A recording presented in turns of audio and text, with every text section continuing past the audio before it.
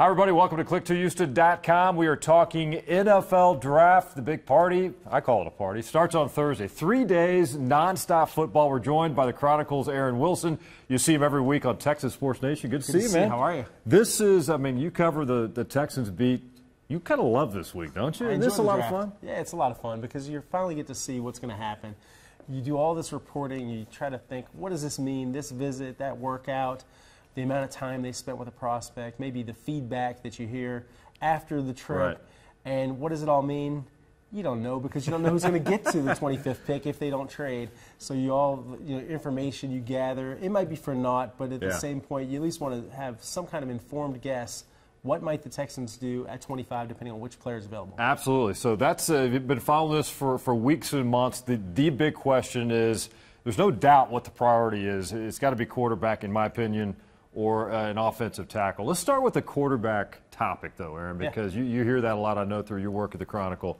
Tom Savage right now is the guy. In your mind, though, do the Texans have to go get a quarterback? Does it have to be in the first round, or could perhaps they get one in the second or third round? I think they're better off not picking a quarterback in the first round unless one of the top three guys are available, and that is Deshaun Watson, Mitchell Trubisky, or Patrick Mahomes.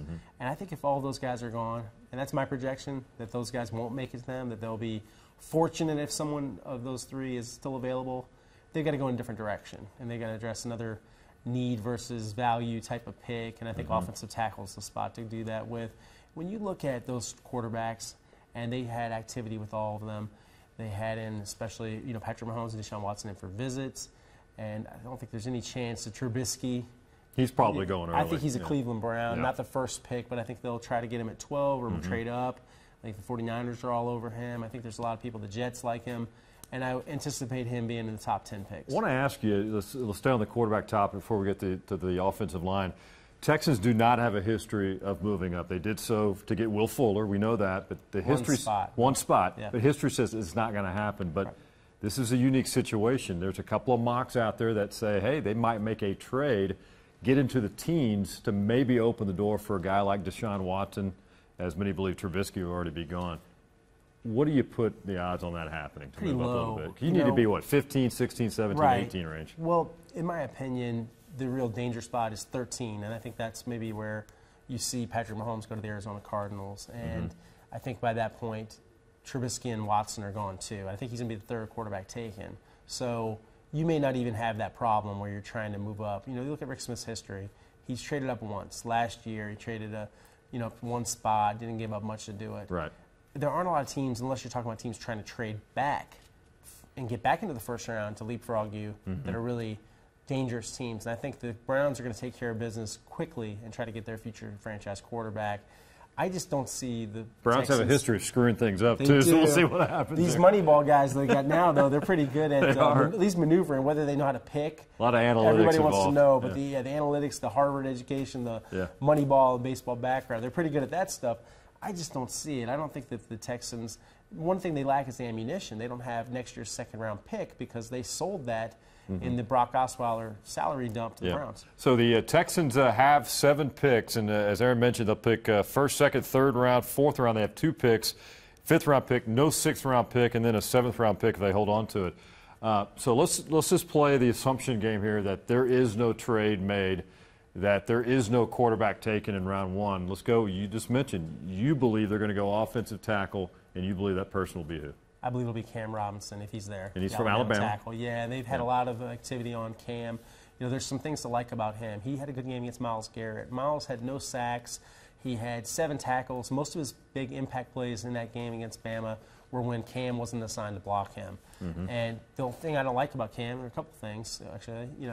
I ding him for his consistency and also for penalties. So those are some things you want to see better from him. He had poor judgment. He had an off-field incident where he was caught with a gun and there was a possession of marijuana. The charges were thrown out. That said, he still showed very poor judgment. Well, the history says Bob McNair won't go that direction because of something like that. But you think that they can overlook that? He had one incident. It was a pretty bad one, but he was the legal process. It worked out pretty well for him. He got punished by Alabama internally.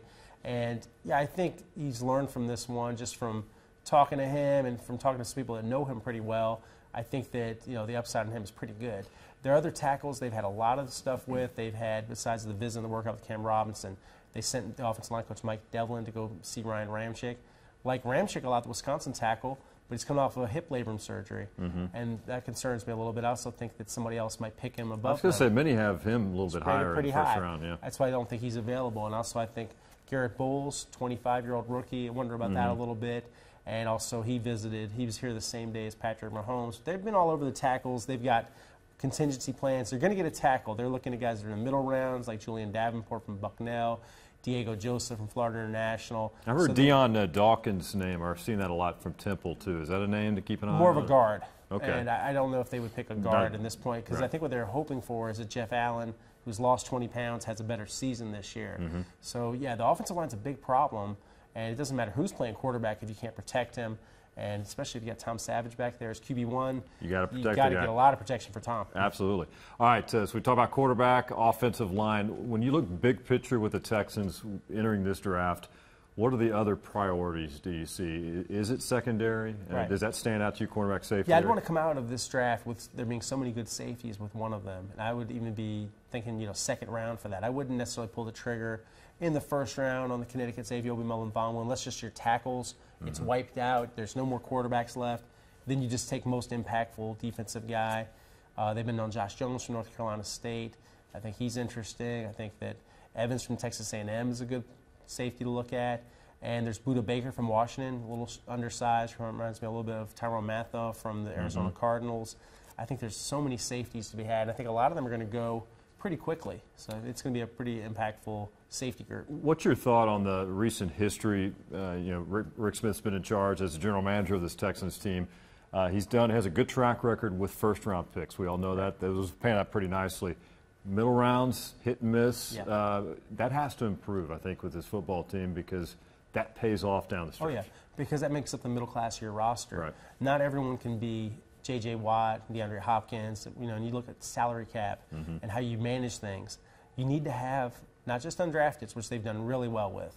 And Rick and Brian Gaine, they deserve a lot of credit for the undrafted free agents they find. Guys like Joel Heath that, make up, really solid backup players for you, and sometimes they become starters. Like Greg Mance, a good example last year of an undrafted guy that thrived.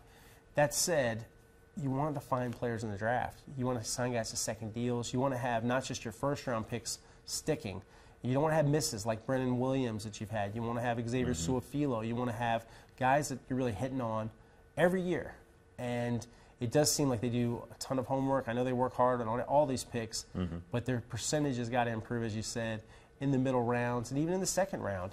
I think you got to get better guys. You want more Bernardrick McKinney's. That's a great second-round draft pick. And should have been a first, and you look at what he's done. Absolutely. Results are there. All right, as we wrap it up, I want to ask you just one last time. We're going to go back to quarterback. You believe they're going offensive line and Cam Robinson. Those guys are gone. Trubisky, Mahomes, Watson. So Texans need a quarterback drafted somewhere. Right. Which quarterbacks or a quarterback do you think could be available in a second round, third round? Kid out of Miami is getting a lot of attention as well. Who stands out to you? Yeah, Brad Kaya you mentioned. Yeah. Brad was in here.